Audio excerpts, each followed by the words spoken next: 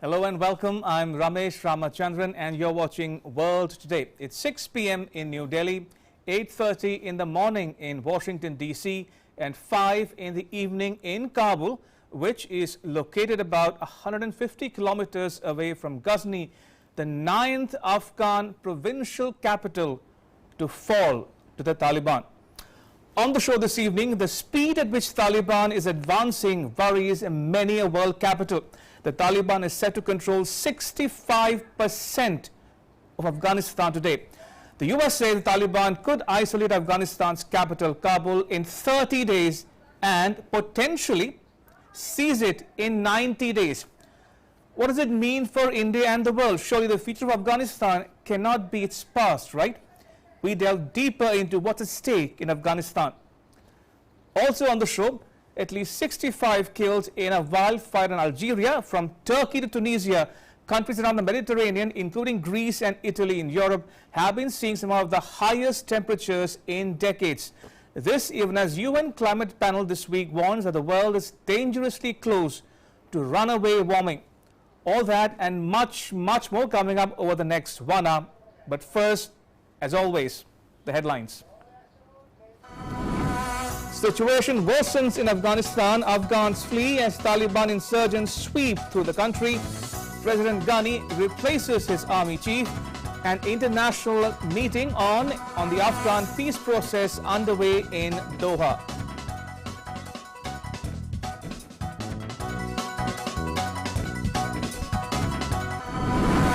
Wildfires continue to burn in Greece, Peru and Brazil. The Dixie Fire, the second largest wildfire in the history of the US state of California, leaves the town of Guerneville in smoldering ruins.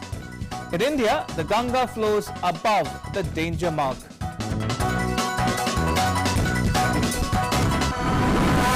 The United States says Taliban is violating the letter and spirit of the February 2020 US-Taliban deal. Says the Taliban seeks a battlefield victory.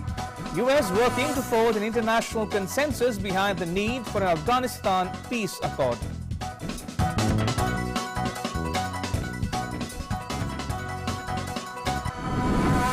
And in sport, Chelsea wins the UEFA Super Cup. The English club defeats Spanish club Villarreal 6-5 in a penalty shootout to win their first title of the season.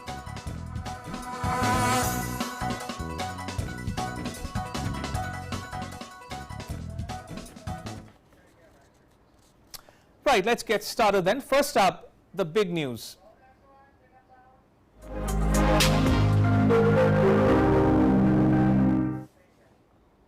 Afghanistan gets a new army chief as the Taliban advances. The Taliban is reported to have captured a 9th provincial capital, that of Ghazni. The situation is such that the fighting between the Taliban and the Afghan military has displaced thousands of Afghans. Some of them have sought asylum abroad. Meanwhile, talks are on in Qatar's capital Doha between Afghanistan and some other countries. More in the next report. The situation in Afghanistan is getting from bad to worse with every passing day. Scores of Afghans have fled their homes as Taliban insurgents sweep through the country, taking control of provincial capitals. According to the United Nations humanitarian agency UNICEF, over 400,000 people have been internally displaced, leaving 18 million in need of humanitarian assistance. Taliban insurgents captured the city of Ghazni on August 12, the 9th provincial capital they have seized in a week. As US intelligence said, the capital, Kabul, just 150 kilometers to the northeast, could fall to the insurgents within 90 days. Fighting has also been intense in the southern city of Kandahar. The city hospital had received scores of bodies of members of the armed forces and some wounded Taliban. The speed of the Taliban advance has sparked widespread recriminations over US President Joe Biden's decision to withdraw US troops and leave the Afghan government to fight alone. Taliban control about 2/3 of Afghanistan, with the last of the US-led international forces set to leave by the end of the month. Taliban fighters have seized key government buildings in the northeastern city of Kunduz, leaving government forces hanging on to control of the airport and their own base. The Taliban have also taken government buildings in the northern provincial capital of Sarepul, driving officials out of the main city to a nearby military base. An international meeting on the peace process in Afghanistan started in Doha, Qatar on Wednesday, with delegates from China, the United States, Russia and Pakistan attending the meeting. Delegates from the four countries appealed for a peaceful solution to end the violence. Afghanistan has replaced its army chief as Taliban militants continue to make rapid advances. The country's army chief, General Wali Muhammad Ahmadzai, had only been in the post since June. General Hibatullah Aliyazai has replaced General Ahmadzai. His successor will have to deal with escalating violence across the country as the Taliban continue their offensive. Afghan President Ashraf Ghani landed in Mazar-e-Sharif city on August 11 to rally its defenders, as Taliban forces closed in on the biggest city of Faizyabad, the capital of the northeastern province of Badakhshan. The security situation in Afghanistan has deteriorated, with Taliban militants continuing their fight against the government forces and gaining ground since the withdrawal of US troops from May 1. DD India. Meanwhile, India expressed concern of the deteriorating situation in Afghanistan, where Taliban is taking control of the ground through assaults following the withdrawal of troops by the United States. This is a situation on the ground. We continue to hope that there will be an immediate and comprehensive ceasefire. We are supporting all peace initiatives in Afghanistan. Our primary concern is peace and stability in that country and offering a prosperous future, independent, sovereign, democratic. Right, and joining me for more on this developing story is my colleague Amrit Pal Singh. Amrit, good evening to you. We just heard the soundbite of Indian Foreign Ministry spokesperson talking about Afghanistan. What were the main takeaways from that briefing it concluded just a couple of minutes ago?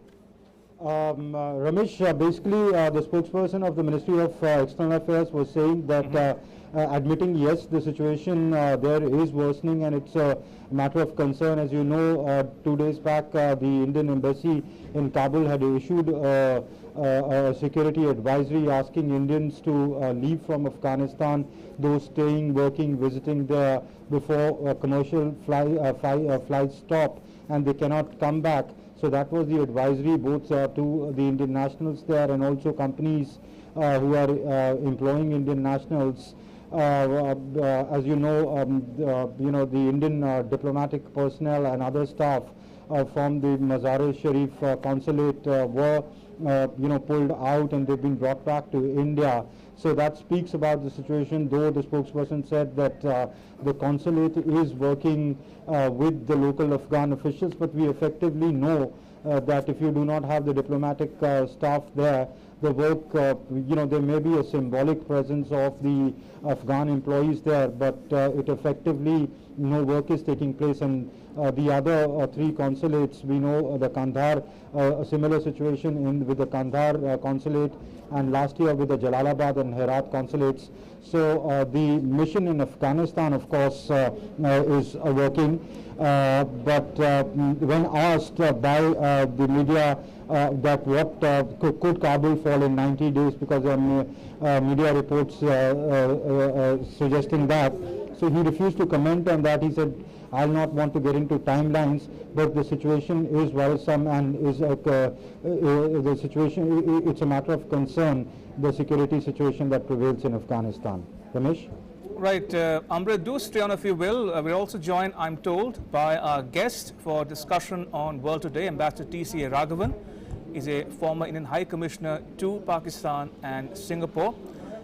Ambassador Raghavan, if you can hear me, if I could just quickly begin by asking you for your thoughts on news coming in as we speak from Doha, where the AFP is reporting that the negotiators representing Kabul have offered the Taliban a power-sharing deal in an attempt to end the violence. Your thoughts, Ambassador Raghavan? Well, so far the Taliban has not responded to such initiatives, and such offers or similar offers have been made in the past too. From the speed of their military offensive, it would appear that so far they are single-minded in pursuing the objective of securing a military victory and thereby bringing about a major political change. what this suggests also is that which were underway after the Doha agreement between the United States and Taliban, to use that agreement to leverage a new kind of power sharing agreement with the Taliban, those efforts have not been successful. I think the military situation suggests that the major change in the offing is a political change. Of course, Right. we are not sure about how the future will shape out, but at present, as all your reports have suggested, the situation does look somewhat precarious for the government of Afghanistan. Indeed. And Amrit, one quick question before I let you go. Now, the Taliban has not agreed to a ceasefire yet, and now news coming in from Doha, where the talks are taking place between Afghanistan and the other countries, namely US, Russia, China, and Pakistan, that Kabul is willing to offer a power sharing agreement to the Taliban. Now, given the fact that, as Ambassador Raghavan himself pointed out, Taliban is looking for a military victory on the battlefield, do you think the Taliban will take this offer, or you think this is just, they're just stalling for time here? I think, Taliban is gaining ground. 10 provincial capitals have fallen in the last week itself. Right. They've overrun Ghazni, barely, so they're basically 150 kilometers off the gates of Kabul and on that important Kabul-Kandahar highway, which connects them to the strong militant, areas under their control in the south. So clearly Taliban knows that it's gaining ground. Taliban, I think, would want to play hardball, even if the Afghan government offers a deal. It will Right. want to see, what they would want to make whatever gains militarily they make, so that when they sit finally on the negotiation table for any kind of power sharing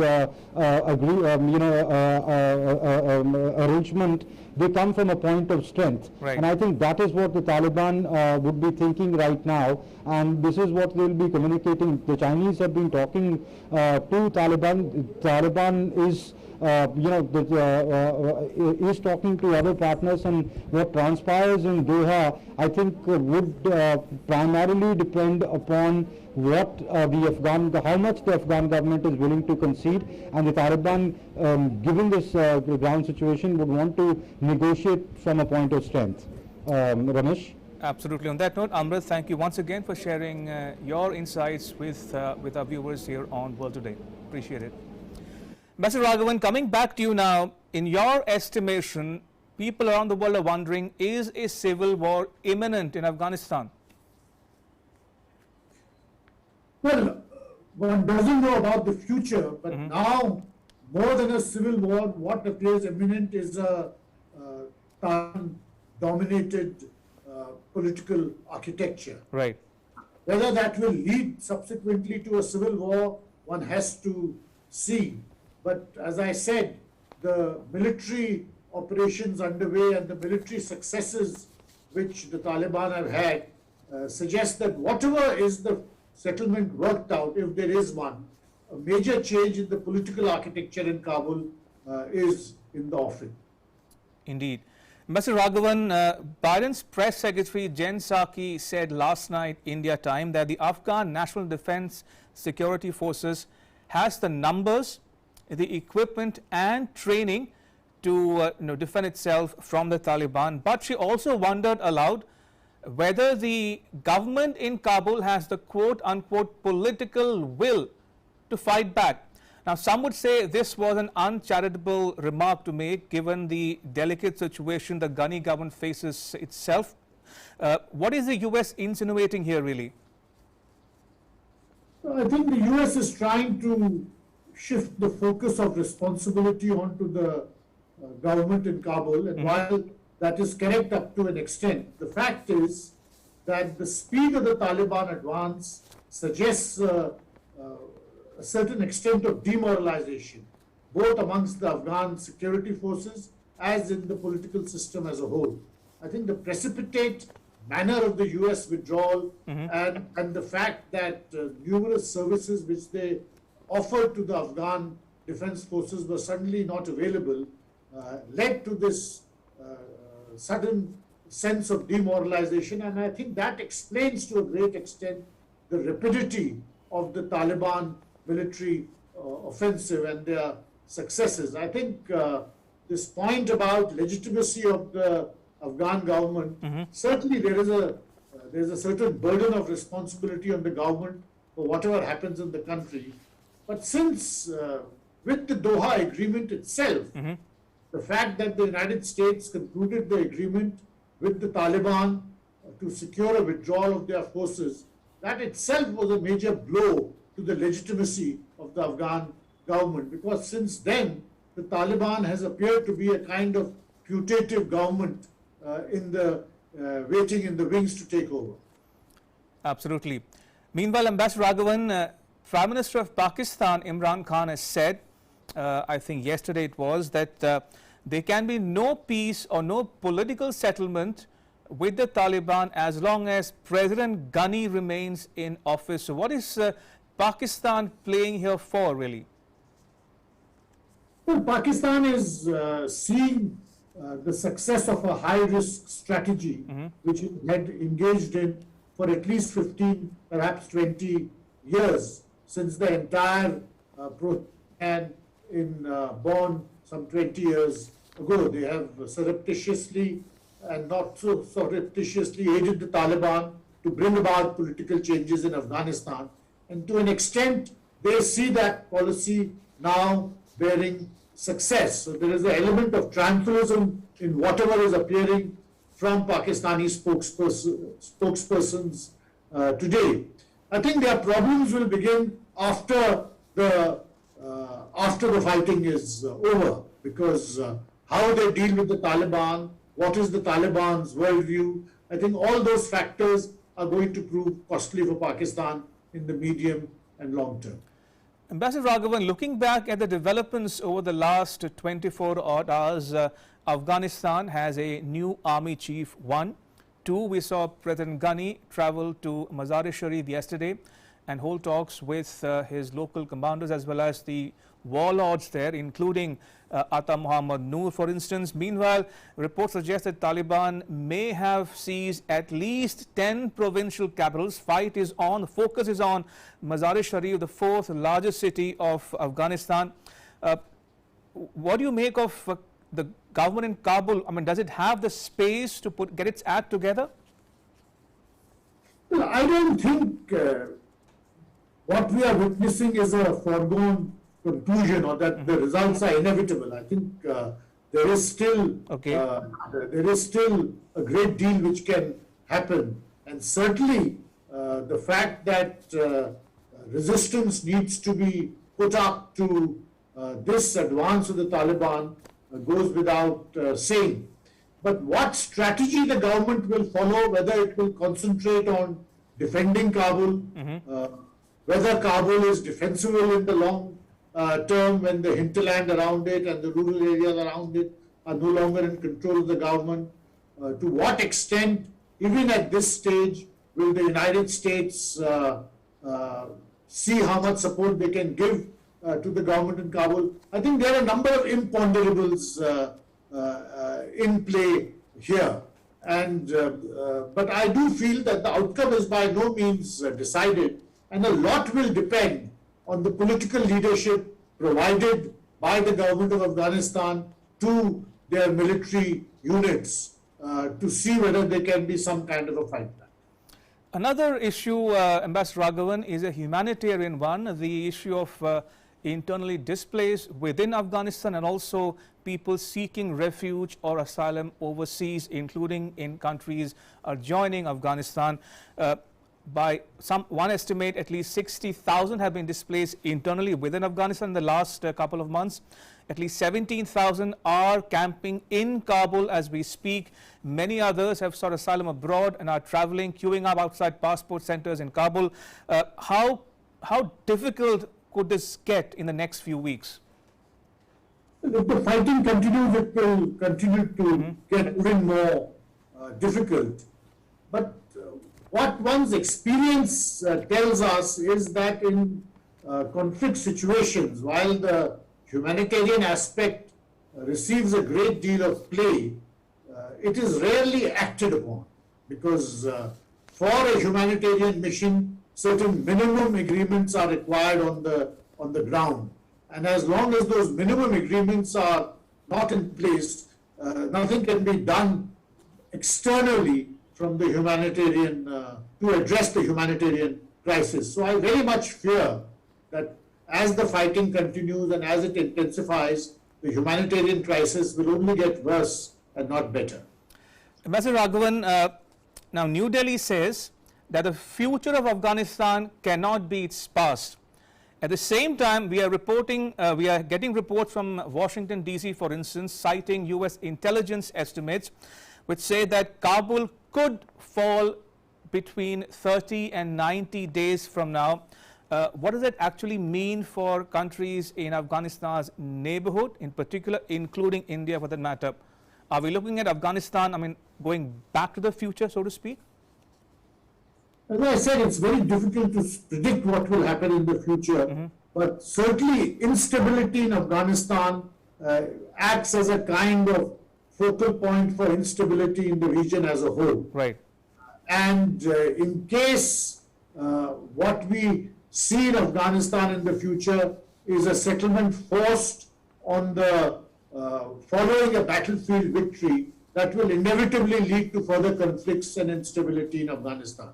So a lot will depend how the situation is played out by the political leadership and by the Taliban itself.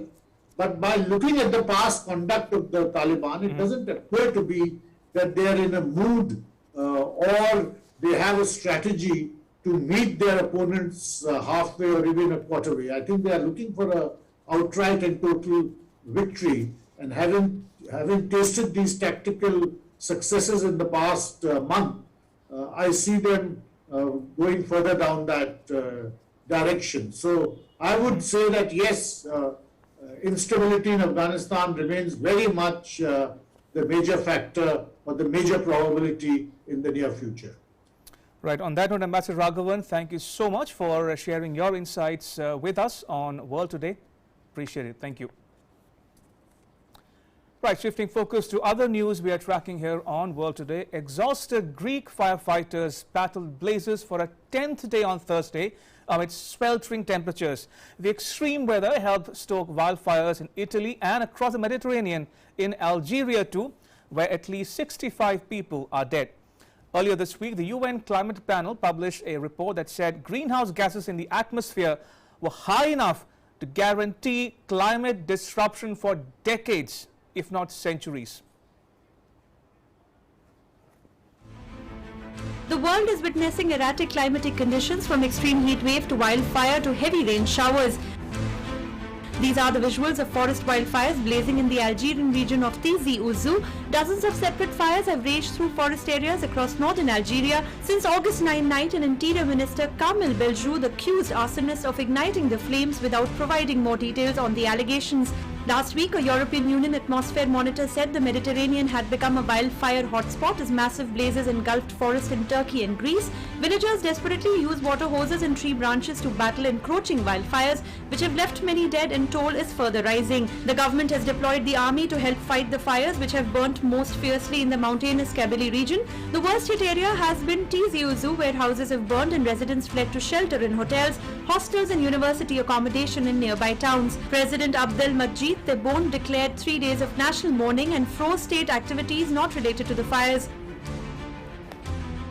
Hundreds of foreign firefighters have poured into Greece after wildfires swept through the country in the past week, destroying properties in rich forests. Countries from Europe, the Middle East and the Balkans have sent firefighters, vehicles and aircraft to assist the Mediterranean country. The forces participated in operations in 3 regions of the country, Elbia, Attica and the Peloponnese. On Wednesday, flare-ups remained in Elbia Island and in regions of Velia and Arcadia in the Peloponnese, where villages were being preventively evacuated. French firefighters have been tackling a large front on the island of Evia and in Peloponnese regions with a team of 139 firefighters and 38 vehicles, while 12 pilots and 3 planes are conducting operations from the Elefsina Military Air Force Base outside Athens, where all the water-dropping aircraft have based their operations. We see many villages with flames all around the houses. it's very difficult for all the people to leave the villages. So we protect as we can the villages by droppings along the houses to protect the evacuation from the people. So at this time, it was a miracle because nobody was injured in island from Evia and also in Peloponnese. So unfortunately, we can't stop the fire, but nobody was injured. That is most important for us. Fire are so huge that we can't stop it. So we must go for the most urgent, and the most urgent is human being. Fueled by the hot weather, fires have erupted across southern Europe in recent weeks. Fire crews continue to struggle hard to battle massive wildfires. In Italy, devastating forest fires have been raging for days in the country's south and the islands of Sardinia and Sicily, where the authorities have declared a state of emergency. In western Tunisia, fires burned in the mountainous parts during a record heat spike across parts of the country. Temperatures reached a sweltering 49 degrees Celsius so far. In Turkey, after some of the biggest wildfires ravaged its southwest for last 2 weeks, flood situation is now being witnessed due to unusually heavy rainfall. Weather department has warned that strong rains in the area were expected to continue. In North Korea, new rounds of heavy rains and flood batter the country, damaging crops. In the video aired by North Korea's state-run channel, residents and cars passed through flooded roads and flood waters gushed in swollen rivers in various counties in North Hamgyong province. A raging wildfire in Northern California, now the second largest blaze recorded in state history, has expanded to nearly 500,000 acres and has left 3 firefighters injured. The blaze, known as the Dixie Fire, has also forced thousands from their homes and into shelters as the flames advance. On Tuesday, in the town of Susanville, 217 miles north of Sacramento, hundreds of evacuees with nowhere to go were sheltering in the parking lot of a local college. In India, landslide in Himachal Pradesh's Kinnaur district has risen to 15. Search and rescue operations continue on war footing to trace the missing people who were buried under the rubble following massive landslide. Himachal Pradesh Chief Minister also visited Kinnaur landslide site. The Chief Minister reviewed rescue operation. In Indian state of Bihar, flood situation turned grim in Gangetic basin of the state. Surging water of the Ganga is engulfing low-lying areas. People are being moved to safer places. The water level of Ganga is above the danger mark and is maintaining rising trend all along its course. All the gates of the Farakka barrage have been opened in view of increasing water level of the Ganga river. In India's Madhya Pradesh, relief work is going on in the flood-affected areas in the state. With Bureau Inputs, World Today Desk, DD India. Right, taking a look now at COVID-19 updates from across the world. Now, so far, 205 million people are infected with the coronavirus. 184 million people have recovered from the disease. The death toll has shot up to 4.33 million. The United States continues to be the worst affected. It has reported 37 million cases. 635,000 people have died in the US. Meanwhile, World Health Organization has announced another phase of solidarity trials. It said on Wednesday that clinical trials in 52 countries would study 3 anti-inflammatory drugs as potential treatment for COVID-19 patients. Artesunate, which is used to treat malaria, will be administered intravenously for 7 days using the standard dose recommended for the treatment of severe malaria. Imatinib, which is used to treat certain cancers, will be administered orally once daily for 14 days, while infliximase will be administered intravenously as a single dose. We are pleased to announce the next phase in the Solidarity trial called Solidarity Plus.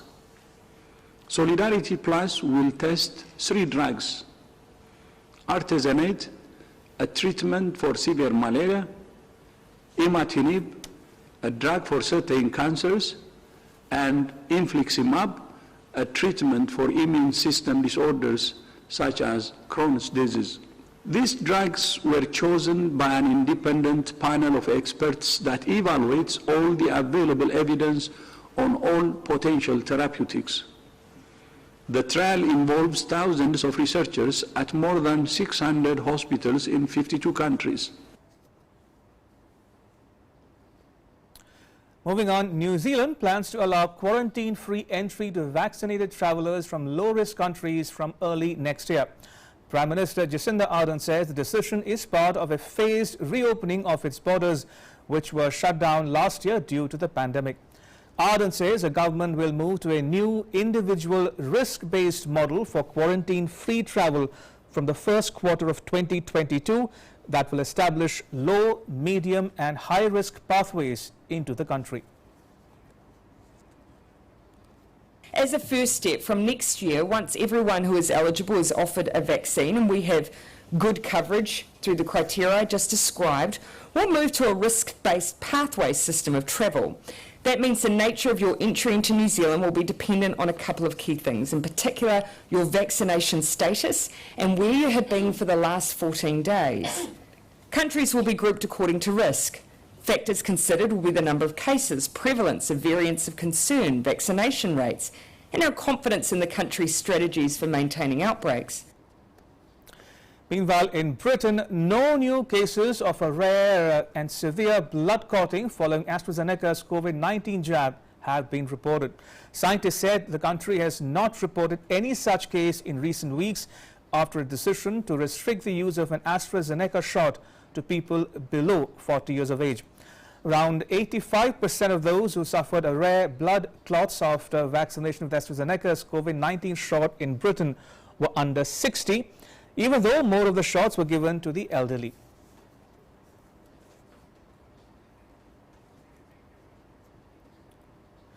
The United States state of California has mandated its teachers and school staff to be vaccinated regularly or regularly tested for COVID-19.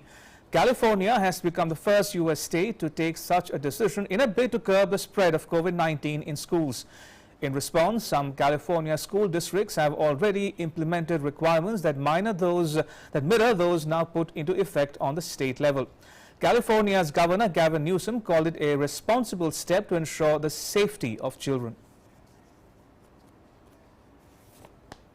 We're now following up today to align our school strategy to the state strategy and become the first state in the country to require that all of our staff, not just teachers, credentialed staff, paraeducators, custodial staff, the bus drivers, folks that are critical to supporting the entire school ecosystem, also submit a verification of vaccination and or submit to weekly testing. We think this is the right thing to do, and we think this is a sustainable way to keeping our schools open. All right, take a look at what else is making news around the world in our News at Glance segment.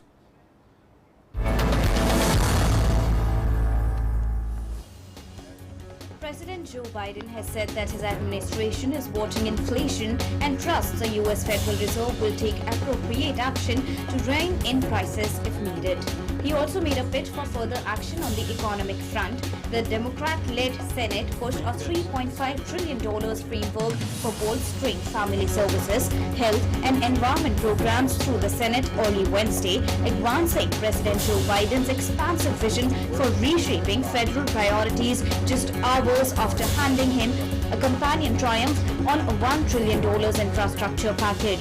The bills have been a top priority for Biden, who has sought to enact sweeping changes during a time when Democrats hold fear loss of legislative control in the looming 2022 elections. In Germany, a strike by train drivers paralyzed passengers and freight traffic across the country as the union demanded a better wage offer from rail operator Deutsche Bahn. The strike coincides with increased demand for rail services following the easing of COVID-19 curbs during the peak school holiday season. Stranded travelers stood waiting for their delayed trains at stations across Germany. In China, a group of fire brigades has been monitoring China's famous horde of wandering elephants. The group captured footages of close encounters with the roaming horde in the past few days. Their unmanned cameras observed that a herd of elephants has returned to forest after going unfreezed. To learn more about the elephants' health and habits at a closer range, a group of ground monitors from the Provincial Forest Fire Brigade used high magnification machines to capture elephants live while staying 200 meters away from the herd. Today is the World Elephant Day. The day is observed every year to raise awareness on conservation and protection of the Asian and African from numerous threats including poaching, habitat loss, human-elephant conflict and mistreatment in captivity. Elephant Day was launched on 12th of August 2012 to bring attention to the urgent plight of Asian and African elephant. World Today Desk, DD India.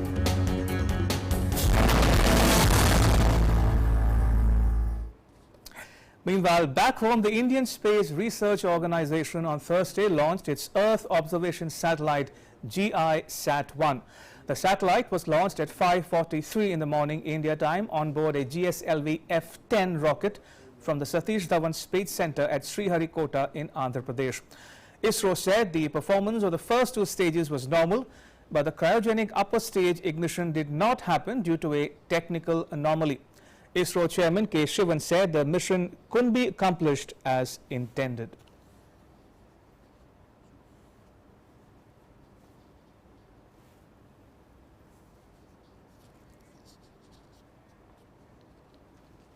The GSLV F-10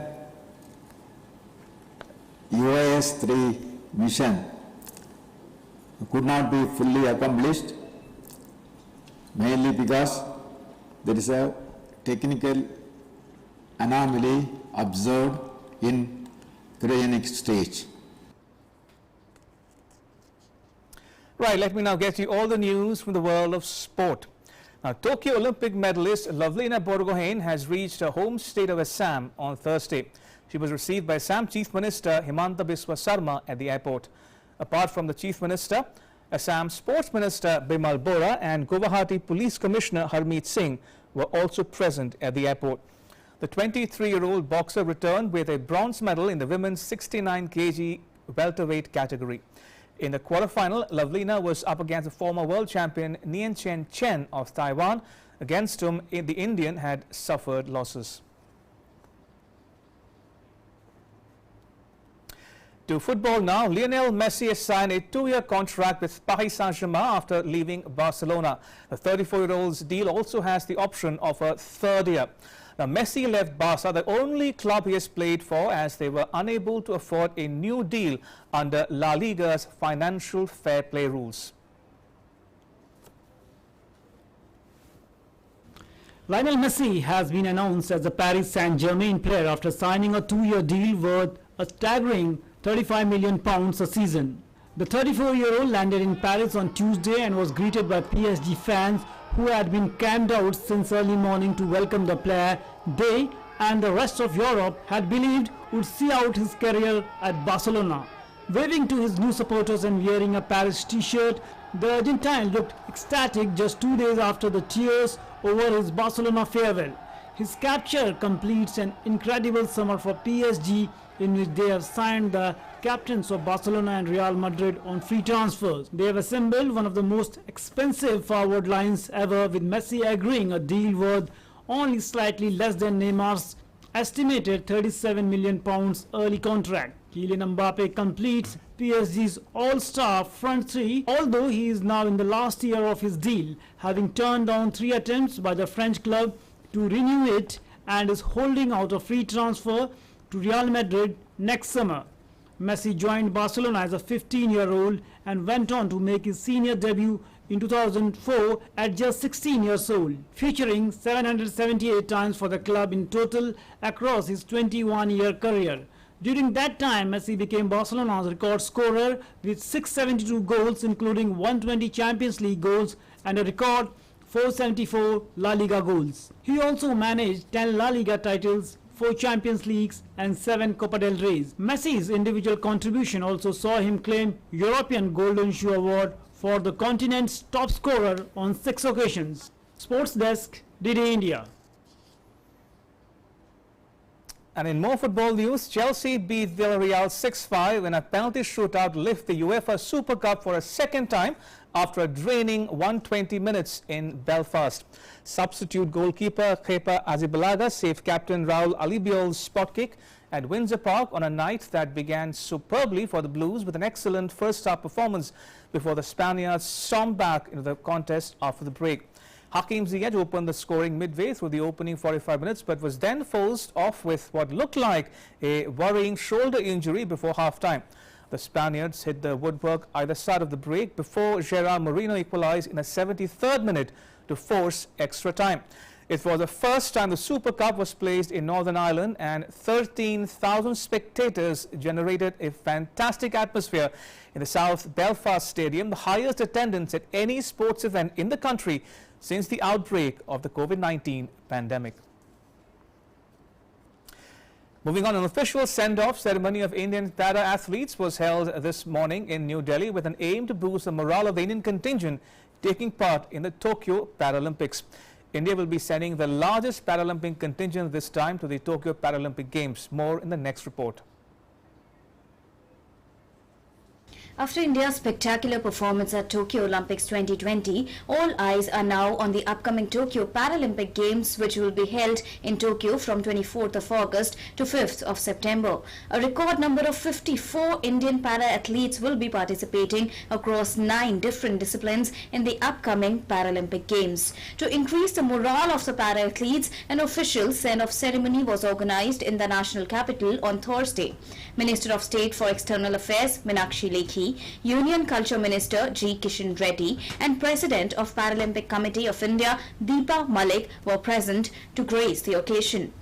पिछली बार से 3 गुना ज्यादा हमारे para Olympics में भारत के athletes participate करने जा रहे हैं और मुझे पूर्ण विश्वास है आपका प्रदर्शन भी पहले से बहुत उत्तम रहेगा। देशवासियों को आपसे बहुत उम्मीदें हैं। आपने पहले भी तिरंगे का मान सम्मान बढ़ाया, अब की बार भी आप तिरंगे का मान सम्मान पहले से ज्यादा बढ़ाएंगे। प्रधानमंत्री जी ने अपना संदेश हम लोगों के माध्यम से आप तक पहुंचाया है, ये बताने के लिए कि हमारे दिव्यांग भाई बहन हो, बच्चे हो, भारत सब एक है और हम सब एक दूसरे के साथ हैं। और भारत जब 75वें वर्ष की तरफ बढ़ रहा है, पैरा ओलंपिक के खिलाड़ी भी आगे बढ़ रहे हैं और अब भारत के लिए पदक लाने में इनका सहयोग भी उतना ही मान सम्मान हमारे लिए रखता है जितना किसी और मेडल के लिए। मैं भारत सरकार की ओर से देश के 130 करोड़ जनता की ओर से सभी पैरा ओलंपिक के कंटिजेंट को और उनके कोचेस को, पैरा ओलंपिक के कार्यकारिणी सदस्यों को बहुत बहुत शुभकामनाएं देना चाहता हूं। आप भारत का तिरंगा फिर एक बार टोक्यो में लहराना चाहिए। अच्छे पदक, मेरे को पूरा विश्वास है आप लोग इस साल भी, क्योंकि लगातार 1960 से भारत के द्वारा पैरा ओलंपिक्स में अच्छे प्रदर्शन करते हुए, भारत का तिरंगा लहराते हुए अच्छे पदक आप लोग ला रहे।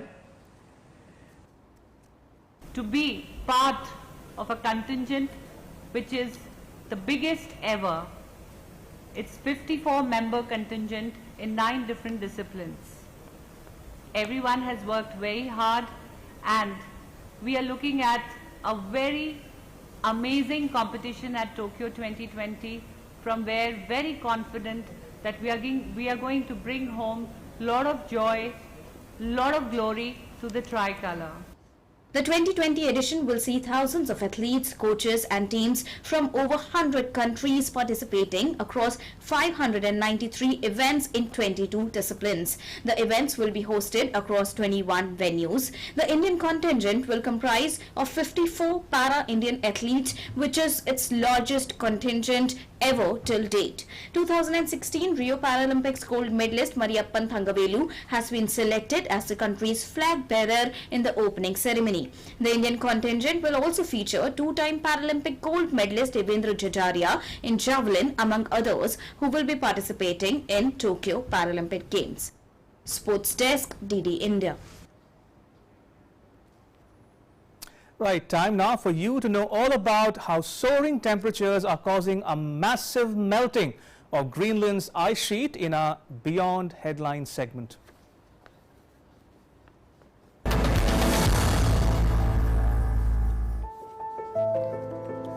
Designed with the help of a group of Indonesian university lecturers to entertain a village, a homemade robot has found a new use during the pandemic. The robot brings food to self-isolating residents who have contracted COVID-19. Assembled from electric household items like pots, pans and an old television monitor, the robot was renamed the Delta Robot by the project team after the highly contagious variant of coronavirus that has ripped through Indonesia. With the robot's head made from a rice cooker, it is operated by remote control and its battery should allow for 12 hours of operation. It has also been modified to spray disinfectant to stop the spread of the virus. The boat of King Khufu, an ancient vessel that is the oldest and largest wooden vessel discovered in Egypt, has arrived at the Grand Egyptian Museum after being painstakingly moved from its long-standing home next to the Giza pyramids. It took 48 hours to transport the cedarwood boat, which is 138 feet long and weighs 20 tons, to its new home. The 4,600-year-old vessel, also known as the Solar Boat, was discovered in 1954 at the southern corner of the Great Pyramid and has been exhibited for decades at a museum bearing its name at the Giza Plateau.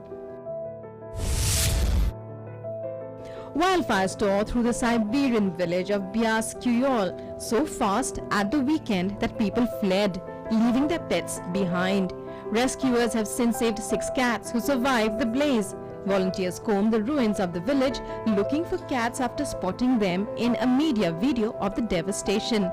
The volunteers were supported by White Bim Animal Protection Fund and ended up finding 6, 4 of them badly hurt in the blaze cats, and now being treated in a clinic in Yakutsk, the regional capital. In an abandoned quarry in Athens, 2 volunteers are treating hundreds of animals displaced or injured by wildfires that swept through suburbs north of the capital last week. So far, the site has hosted more than 200 animals, pets and strays from across Attica, the broader region which includes Athens. Russian tourists lounged by the beach at one of Egypt's Red Sea resorts on Tuesday. As flights resumed to Sharm el-Sheikh and Hurghada for the first time in nearly 6 years after Moscow had banned them following a deadly plane crash. Excited to be able to take direct flights to the sunny resorts, tourists swam, snorkeled and enjoyed various other water activities and sports. Climate change is affecting everyone, but it is affecting farmers the most. For more than 6 decades, the cocoa that Richard Mbasiga harvested from his plantation in central Cameroon faithfully paid for everything his family needed. Now he is battling drought, dry soil, dry cocoa trees and little to no income. The 77-year-old cocoa farmer relied on his plantation in Cameroon to support his family for over 60 years. But now, irregular rains and prolonged dry seasons have killed the cocoa trees, cutting the yield on his farm. Cocoa harvesters are struggling hard, provided that 70% of the world's cocoa beans, the main ingredient for chocolate, currently come from the region. Soaring temperatures are causing massive melting in Greenland's ice sheet, according to the Polar Portal website. The research platform, which is run by Denmark's Meteorological Institute, said last week that the ice sheet covering the vast Arctic territory is melting twice its normal average rate during the summer. In the Arctic, global warming is happening twice as fast, and last week a record high was set in eastern Greenland. A giant panda named Binghua celebrated her 7th birthday with cakes, gifts and fans at Shenyang Forest Wild Animal Zoo in the northeast of China's Liaoning province. Binghua, together with 3 other pandas, settled down in Shenyang 4 years ago, when they were only 3 years old. For her birthday, the keepers prepared a luxury birthday cake with her favorite fruits and vegetables in it. The keepers also made some new toys as her birthday presents.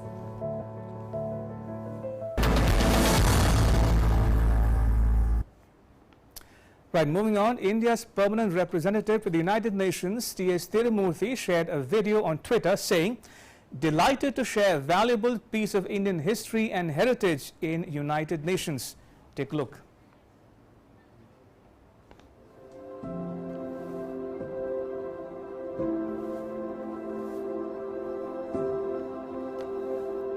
It is customary for countries to gift the United Nations some very special objet d'art from their respective countries.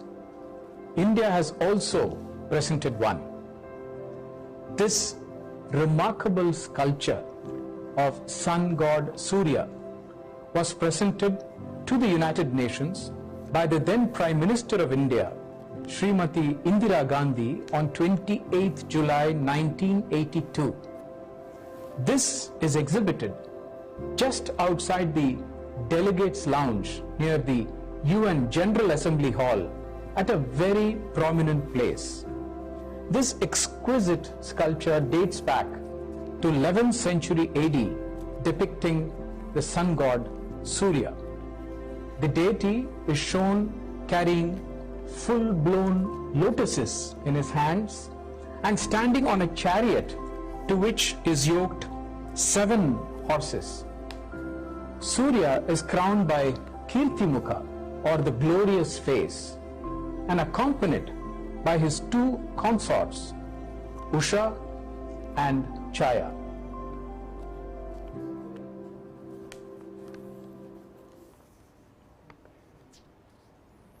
Fabulous, right. Now today, that's 12th August, is World Elephant Day.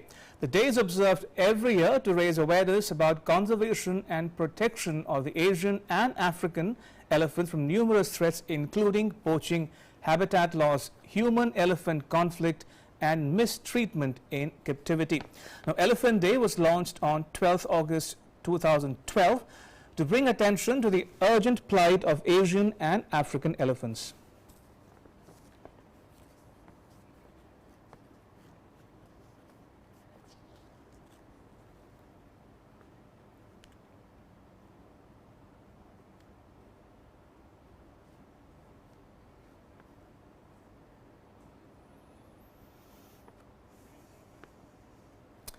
And with that, it's a wrap. But news continues here on DD India. You can catch all the latest updates on our social media, mobile and digital platforms. Thanks for watching. Bye-bye.